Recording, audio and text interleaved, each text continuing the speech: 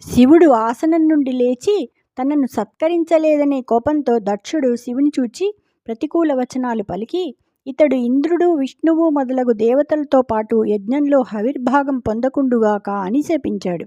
తర్వాత రుద్రునకు శాపమిచ్చిన కారణంగా సదస్సులచే నిషేధింపబడి దక్షుడు కోపంతో తన ఇంటికి వెళ్ళిపోయాడు.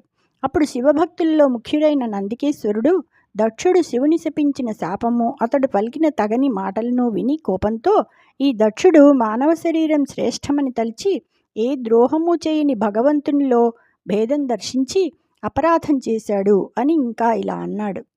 అనయంబుంతన మానసంబున నవిద్యల్ ముఖ్యతత్వంబుగాగని గౌరీషు తిరస్కరించిన యసత్కర్మాత్ముని దక్షునిన్నను వర్తించినవాడు సంసరణ కర్మారంభుడై నిచ్చలున్ జననం బంధుచుజచ్చుచున్ మరలనోజంబుట్టుచున్ వర్తిలున్.